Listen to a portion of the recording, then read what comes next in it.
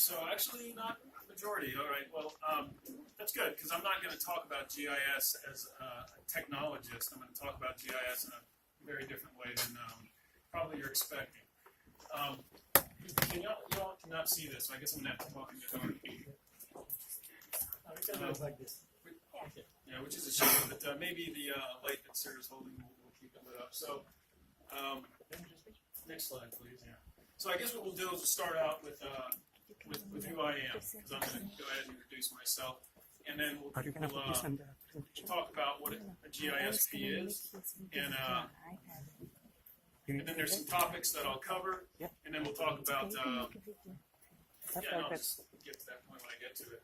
So what Dr. Andronikov was talking about is well, first off, I want to say, when he asked if anybody in this room knew what GIS was, and nobody raised their hand, I didn't either, because I thought it was a trick question, so I didn't want to be fooled by it, but it's actually, I'm in between Dr. Andronikov, which is the GIS instructor, and Mia Lee, who is the developer of the Smart City out in Loudoun County. So I kind of actually bridge that, both of those speakers, because I'm a GISP and I run Smart Cities Group. So it's almost like a perfect segue from one to the other. The reason that I'm here today is because I'm a GISP, but it's not really just because I'm a GISP. It's more the journey, I think, that it took. So in 2004 is when I got into GIS. That was while I was with the U.S. Navy. So many of you might be disappointed to know that I haven't done it my entire career, and I don't have like a 27 or 30-year career in GIS. But actually, it should give you hope, because I got my GISP, which is the highest designation you can get in the GIS field, in 2015. So 11 years after I got into the GIS community. But for those who are disappointed that I don't have 30 years, before I was a GIS person, I was a meteorologist with the Navy. So that started in 1990. So if you incorporate meteorology, because that's all about geography, it's all about terrain, it's all about the atmosphere, it's about thermodynamics. So in a sense, it's very much about GIS, because there's data points, which are all the weather, and that's how you monitor it. So I've actually been, if you look at it that way, I've been in GIS since for 27 years. And if you want to take it back further, I grew up in Italy, and so that was before I came over here when I was 11. So I have a very geographically distributed background. I see the world a little differently than somebody who's grown up in a single area, and I can look around the room and say that we have probably that in common, because many of you probably didn't grow up here. So you have that geographic background as well.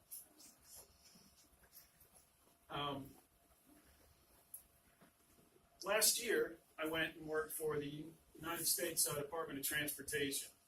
And this is how I got into smart cities. And when I was working on the U.S. Department of Transportation, I was working for the Geographic Information Officer on a national strategic geospatial initiative defined in the White House open data,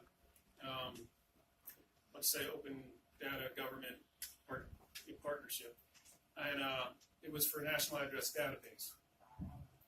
And I wanted to put a point on every address, commercial, residential, but if you can put a point on every address, and then they wanted it to be like the entrance, the exit, where the mail is delivered, and I said, well, if we're going to do that, then why don't we just go ahead and make where the fire escapes, where the loading docks are, where everything that you would need to know about that address that was important.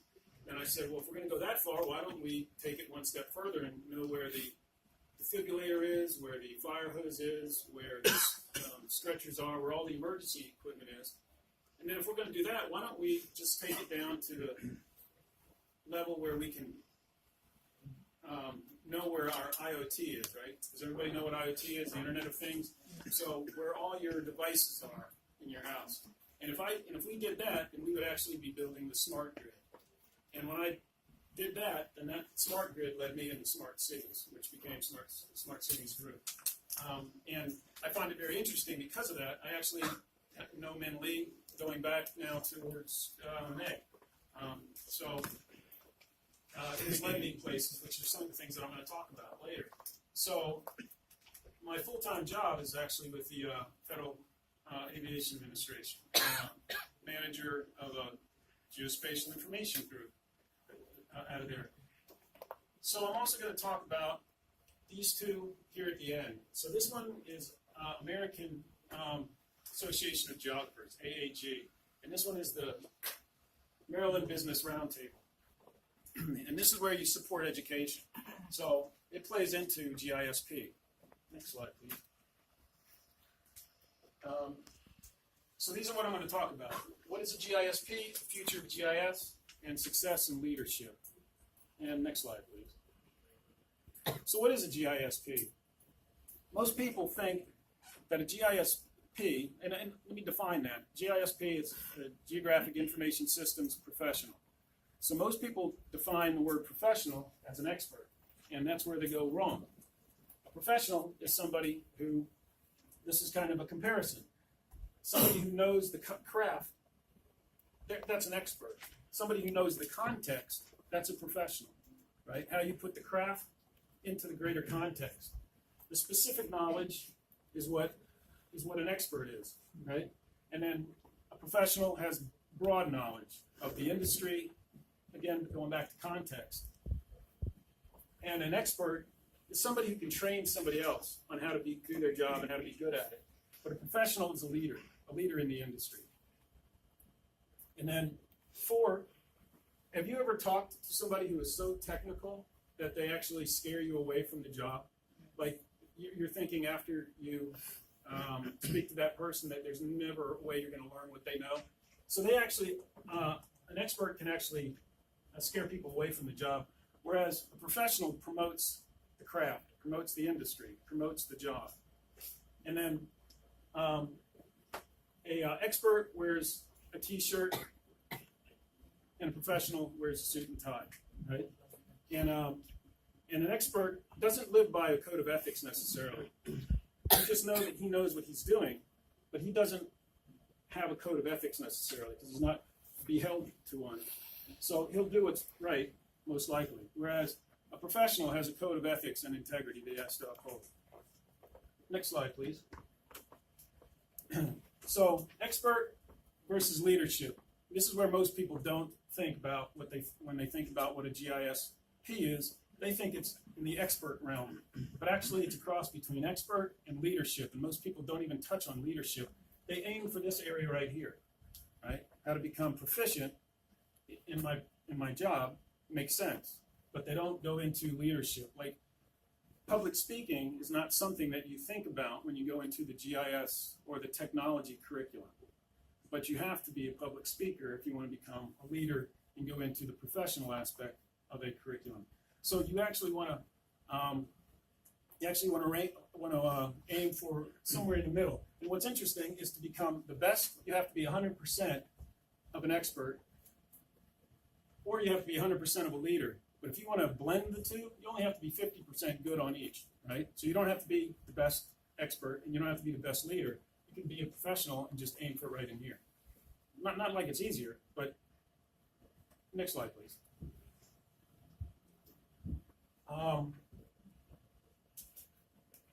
Yeah, so these are the topics that I'm going to step into a little bit, but because of time, I'm not going to go into them very deeply.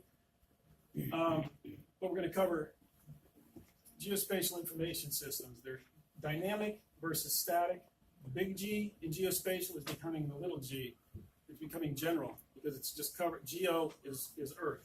And geospatial information systems are now changing to basically general location information systems because they touch on so many different things. It's not just Earth related anymore. Geospatial artificial intelligence, it's really location-based artificial intelligence, the ethics of GIS, and then success and leadership. And this is actually where I want to get to. So with the amount of time, I don't know if we're going to be able to, but we'll try. So next slide, please. And the faster I go, the less funny I get. So it's kind of a, so you guys suffer for it. So I'm sorry about that.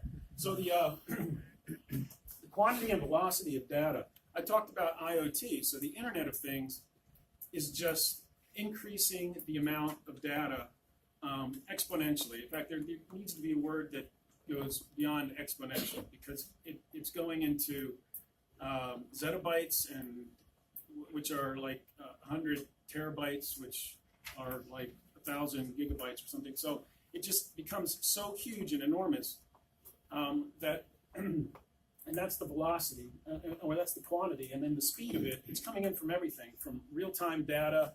You have now constellations with small sats that are circling the Earth, and they're taking pictures every 24 hours of, where you are, 24 hours, every 24 hours, that same pictures, no matter where you are on the Earth, being photographed, right? That is a huge data set just from one source. But then you have all the video cameras that are everywhere, all that sort. You have, and then again, the IoT, you have data coming in from everywhere and coming in so fast. The resolution of data is becoming smaller and smaller and smaller. So it used to be a scale of 1 to 25,000 was a typical topo map. Like if you were to go hiking, you would download maybe a topo map. That's what if you've ever been hiking. I'm going to go tomorrow out here in Loudoun County with some friends. Sarah's maybe going to be one of them. We went last time. And GIS. Yeah, exactly. All right. It's not good to get lost if you're a GIS expert when you're hiking. But US GIS topo map is pretty much the typical map, and that's a 1 to 25,000 scale. You guys know what that is. I don't want to lose you on that because I'm about to flip it and go, we're going into the opposite where it's 25,000 to 1. So the scale is getting so small that you can look into the molecular, you can do location indexing of molecular bodies, right? So like where's a molecule in your body? You can almost find that out now. Which again goes back to quantity and velocity. And then multiple integrated sources with the small sats, with the surveillance cameras, with the Internet of Things. We have acoustic sensors. There's just so much, and it's coming in, and it's all overlaying, which is what GIS is all about, is overlaying data sources on top of each other so that you can, but if you can imagine, how can an analyst keep up with all that amount of information that's coming in, and then you put like social media feeds on top of that even, right? So how does a geospatial intelligence analyst be able to keep up with that? You can't. So at a certain point, the human isn't able to do the job that was designed for the human, which is where you have to get into geospatial artificial intelligence. Temporal data plus 3D, so we're going into 3-dimension. It's not just 2-dimensional anymore, what's on the surface, but you're having to layer it up because of UAVs. And that's probably the primary driver there. So let's go to the next slide, please. And again, the big G is becoming the little g because it's object-oriented or small area-oriented. So when you look in a microscope, that's a tiny little world in there. But you can actually, like when it comes to nanotechnology, how does that little thing in there know where it's supposed to be? Because this is like the science of where. So when you get down to that scale, where gets defined entirely differently, but it's still based on a location information system. And nanotechnology is not like a natural creature. It's a man-made thing that can move around, but it has to move based on some type of location information, which again goes back to the other one, which is the scale is getting smaller and smaller. And then GPS is being replaced by localized reference system. When you hear Min Lee talk, he's going to talk about Grand Mercy District, and I'm sure that there it's not GPS based, it's not like from satellite, but it's Wi-Fi based. It's Wi-Fi, cell tower, triangulation is how you know where you are within his district. I doubt it's satellite, maybe as a backup. Augmented reality. Are you guys familiar with augmented reality? Yeah.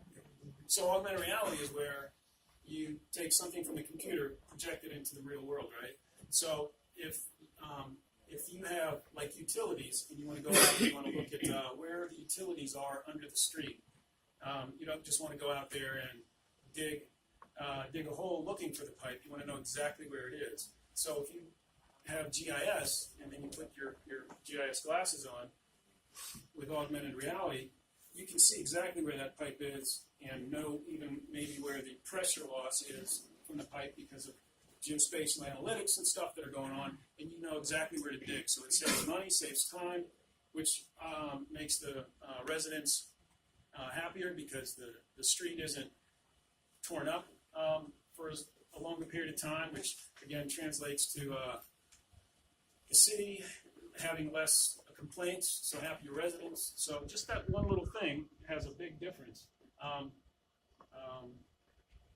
Medical, logistics, these are the things I'd like to talk about. But logistics, so inside a warehouse is another area where you have localized location-based information. So the robotics in a warehouse, especially if you think about Amazon, Amazon wants to fly stuff to your house.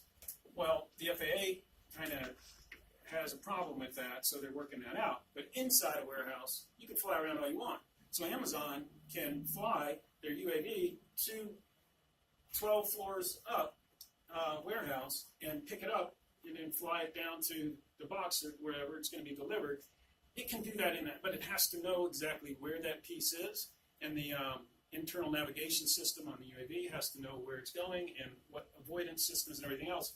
So you have logistics-based GIS, and that again references the localized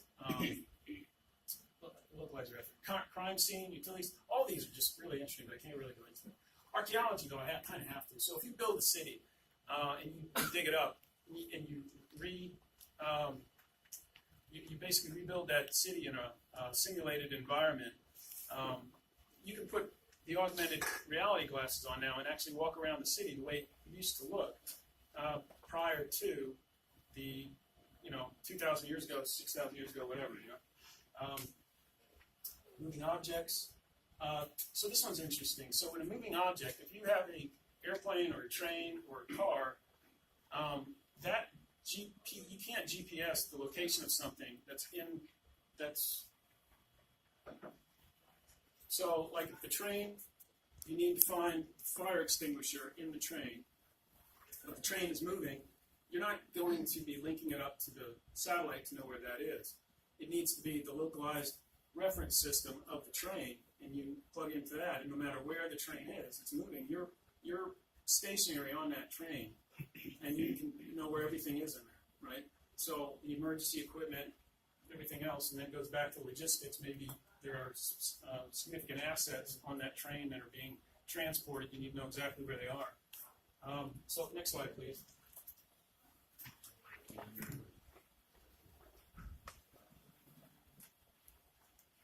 So when you put, so I want to go back. Does anybody know what IBM?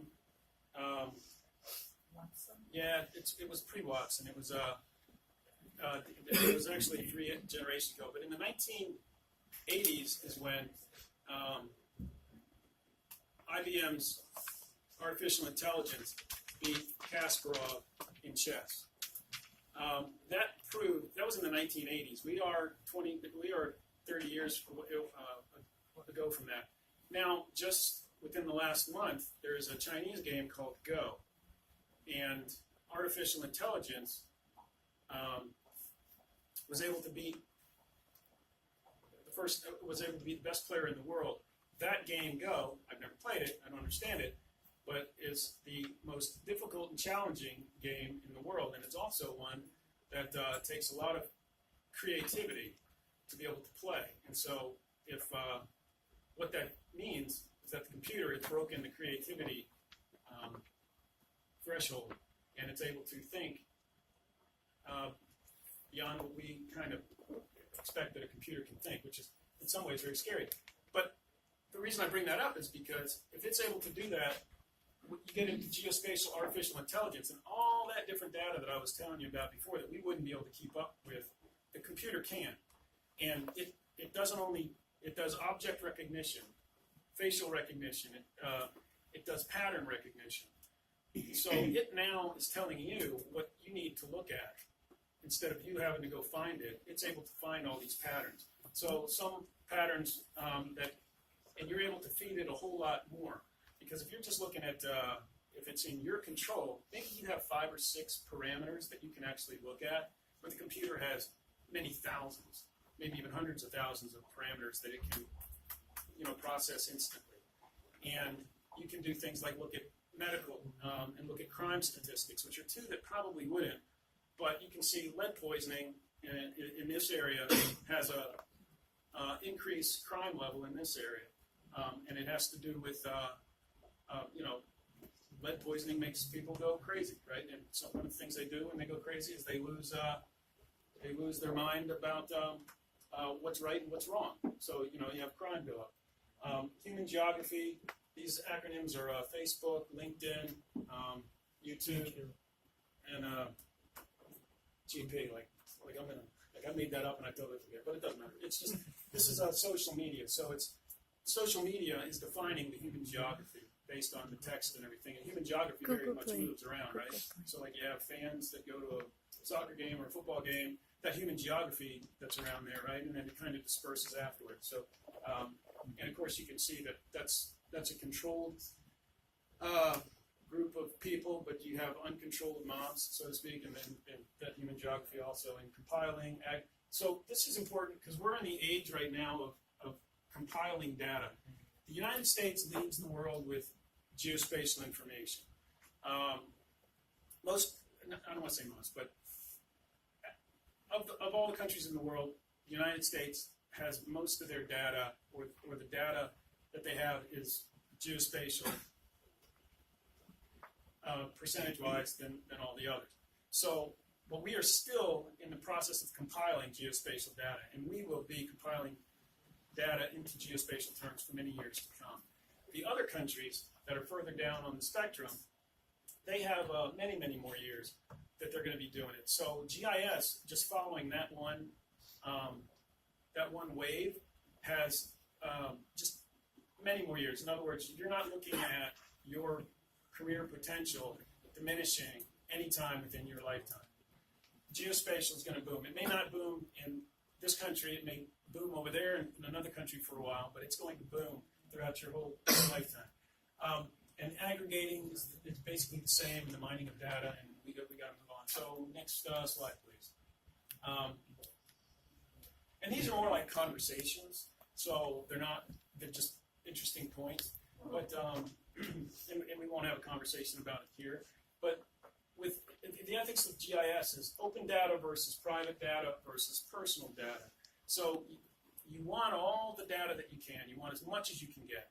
But at the same time, you have to draw a line somewhere. And where is that line? The killers in San Bernardino did a massacre, and it made the news because the killer's cell phone was an iPhone, and it was Apple versus the FBI. And FBI wanted it because they could gain information, but Apple wouldn't release it. And I don't really know where that ended. I didn't follow the story completely. But that is open data versus private data versus personal data, right? And then data ownership. Who owns the data? So if the data is on your phone, so is it you as a person owns that data? Does the company own that data? Does the government own that data? This is actually interesting because this is a conversation with Smart City, because Minli has a private smart city, whereas most of the smart city efforts in the United States or throughout the world are public cities. So a public city operates under a very different set of rules than a private city, and there's not too many private cities. Google is wanting to build one called Sidewalk or something up in Toronto. Data veracity. Veracity is verily, I say unto you. Verily, veracity is truth, right? So the truth of data, that this is the ethics. You have to be very conscientious because you can put data into a system, tweak it, and make the results. And nobody looks beyond the results. They see the graph, and they believe the graph. They take it at face value.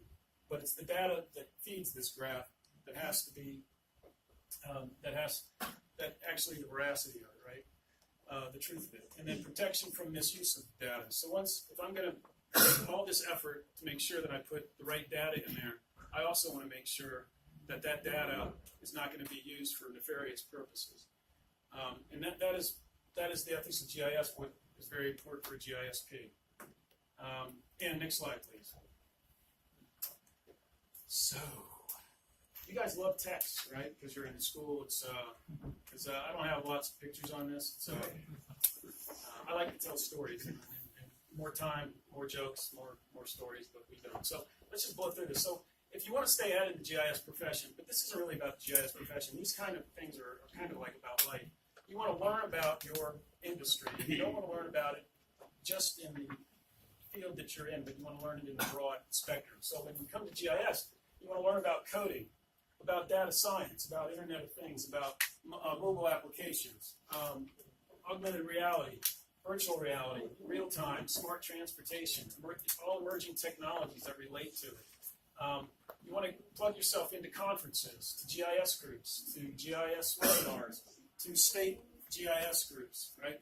Each state has a GIS committee, and it's open to different levels, but they have a public level, and you want to plug into that so you know what's going on in your state.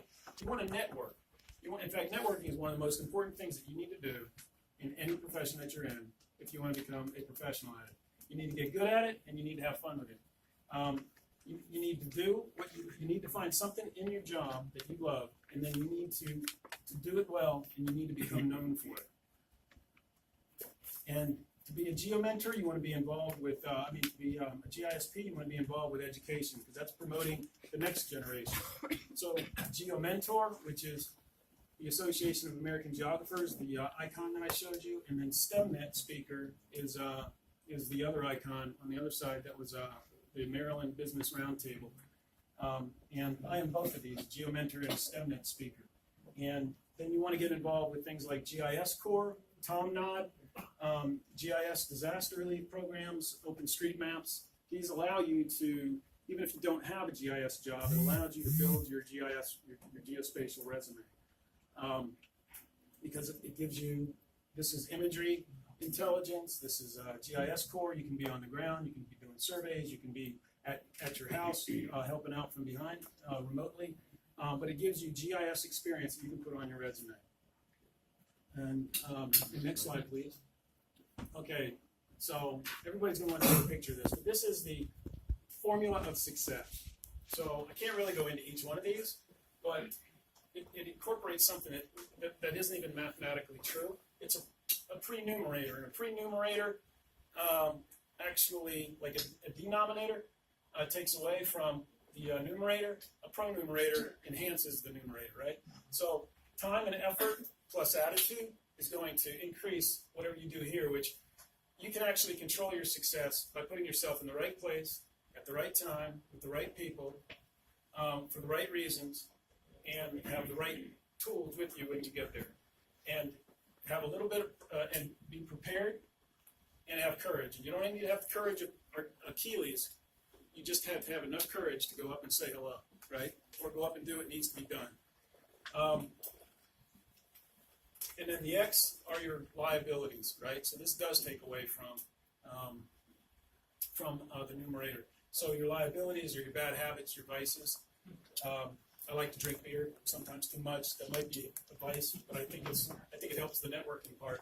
So this part over here, this is kind of like the networking part. So this is called a mu. It's a Greek letter. It's used in artificial intelligence. It's it means neural network. But our brains are a neural network.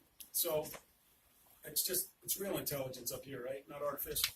And then this is the 4/3 pi r cubed. Do you know what this is? You guys are college students, right? This is a sphere. Yeah, I knew somebody would. So this is the sphere of your influence, right? So it's not really how smart you are. It's your networking, right? So the sphere of your influence is increased by your networking, and an opportunity is a statistical probability. That's all an opportunity is, a statistical probability. You can enhance your statistical probabilities by putting yourself in the right place at the right time for the right reasons with the right people and have the right tools with you, and you can increase your statistical probability. And when you come across an opportunity and you're prepared for it, then you have it. And this is the golden ratio, right? So it's 1, 2, 3, 5, 8, 13. That's how it increases. And you can almost see that when you are in social media and you open up an account, it pretty much follows along the path of 1, 2, 3. It hardly looks like it's taken off and then goes to 5, 8, 13, and then just explodes, right? It just keeps expanding. And that's it. In fact, I have business cards that have this on there, so I'll just give it to you. But the next slide, please. I think we're done. Yeah, almost. So I just want to give you this. So for the next 5 years, for the next 7 years, GIS industry forecasted to grow by 20%. So if anybody knows the rule of 72, 72 tells you how long it takes for something to double. So you just divide it into 72. So 20%, 72 divided by 20 is a little over 3, like 3.5. So every 3.5 years, the GIS industry is doubling, right? So for the next 7 years, it's forecast to do that. So that means it'll double twice in that period of time. It's 7 point. This I totally disagree with. I think it's already here, right? But it's saying by 2020. But okay, and I think this was a 2016 study, so I think it's already surpassed that. The Geospatial Data Act. It was of 2017. It was the Geospatial Data Act of 2015. It got passed by the House, but not by the Senate, so it never went to the president. They've updated it 2017 to 2020. So in other words, there's legislation that's going to drive geospatial even further, right? So right now, it's all been private industry has been driving it. But once it gets Congress, the president, everything behind it, then agencies have to comply, and so it's going to drive geospatial even faster and further. And this is just referencing before about the geospatial countries. So the 50 top-ranked geospatial countries, USA is number 1, China is number 10, India is 23 on the list, and the Kyrgyz Republic is number 50. Is anybody here from the Kyrgyz Republic? I don't think I've met anybody from Kyrgyz Republic, so I just wanted to meet you if you were. But number 50. Yeah, it's number 50. Yeah, and they got a long way to go, right? But okay, next slide. And yeah, I couldn't talk about being a GISP if I didn't talk about the GIS. Man, I didn't put the title on this thing. I totally forgot. It's the competency model. Yeah, for GISP. So yeah, it's got to be in here because it's a GISP slide. Because you need to know this to become a GISP, because now you have to get a test. So next slide, please. And we're not going to have time for that, so we're done. And I have business cards up here that you can come and get, and I have the cards that are the success cards as well. So I don't know if I kept my time because I forgot to hit my timer, but I think I was half hour.